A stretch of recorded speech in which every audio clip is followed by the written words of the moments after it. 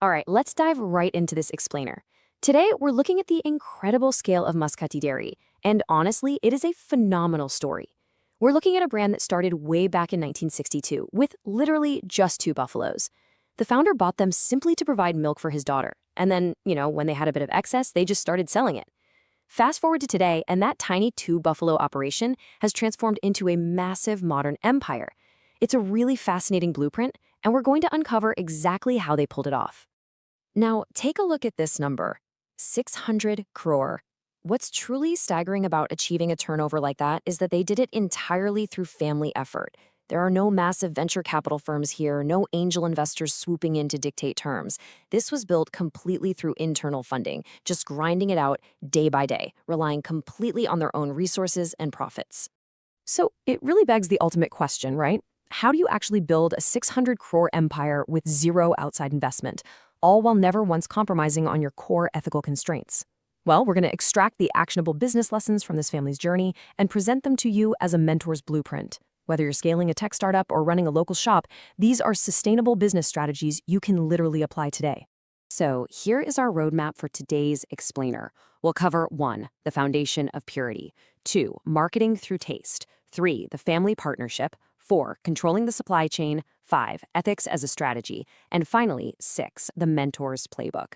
Let's jump right in. Section 1, the foundation of purity, core values as market identity. The absolute bedrock of the Masqati business basically came down to one strict rule from the founder. He said, don't steal, don't mix water, and Allah is going to bless you.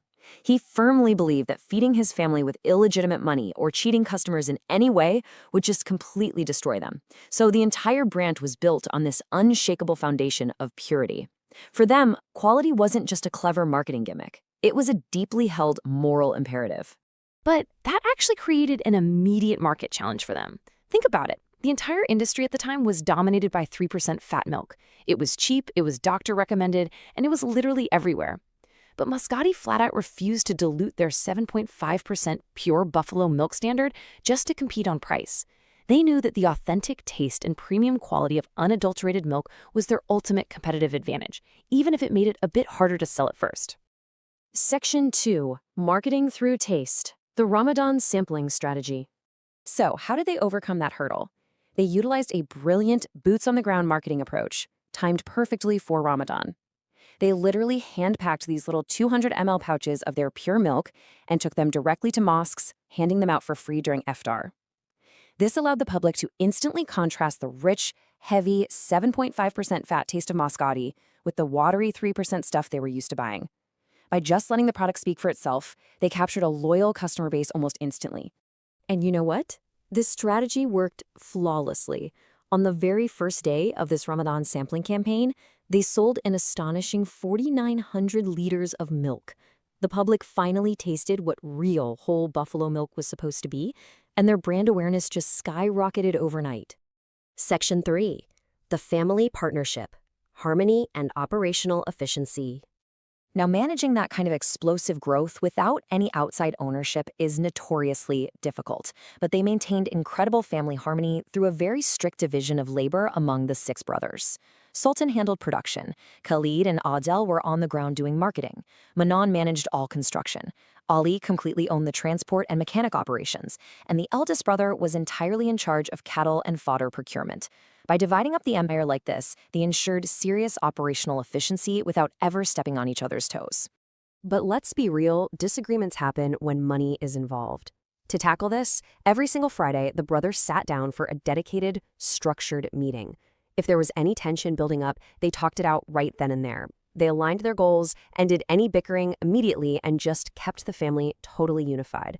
This was their secret sauce for managing massive business growth without ever needing to bring in outside ownership or a corporate board of directors. Section 4, controlling the supply chain, from farmers to lab testing. Next up, instead of relying on the traditional middleman model, which, as we all know, often leads to inconsistent pricing, product adulteration, and disconnected farmers, Masqati went straight to the source. They developed a network of 10,000 to 15,000 farmers directly, spread across 24 regional collection points. They actually funded buffalo purchases for these farmers and then slowly deducted the cost from their milk sales over time. It was a brilliant strategy. It empowered the farmers, completely cut out the middlemen, and guaranteed absolute purity right from the origin point. And as they scaled, their operations evolved drastically. I mean, they went from manual labor, literally hand-packing sachets back in 1991, to installing their first 5,000-liter automated plant by 1996. Today, it's a completely different beast. They have fully automated lines pumping out 10,000 bottles of flavored milk daily. They use CIP, or clean-in-place, water recycling systems to sterilize miles of piping without wasting tons of water. And crucially, they implemented rigorous laboratory testing. They actually keep product samples in incubators for their entire shelf life to ensure zero bacteria and maintain total consumer trust. Section 5. Ethics as a Strategy, Tax Compliance, and Longevity. Now, the father instilled a really powerful philosophy in his sons. He said, if you want to sleep peacefully at night and wake up peacefully in the morning, you give 30% of your earnings to the government. He taught them that paying your taxes and maintaining entirely transparent financial practices is exactly what secures a business's longevity. By just freely paying what is owed, you completely remove the fear of authorities and those dreaded audit panics. Honest billing and strict tax compliance actually became a massive competitive advantage for them. It gave them absolute peace of mind. Because they were operating with 100% white money, they could engage fearlessly with the government, demand their rights, and entirely avoid the pitfalls of illicit financial practices that end up sinking so many other growing businesses. Basically, they built a legacy that was untouchable. Section 6. The Mentor's Playbook. Advice for Young Entrepreneurs.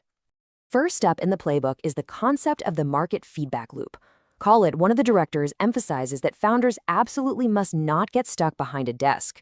Even today, while co-managing a 600 crore empire, he personally takes over 150 customer and dealer calls a day.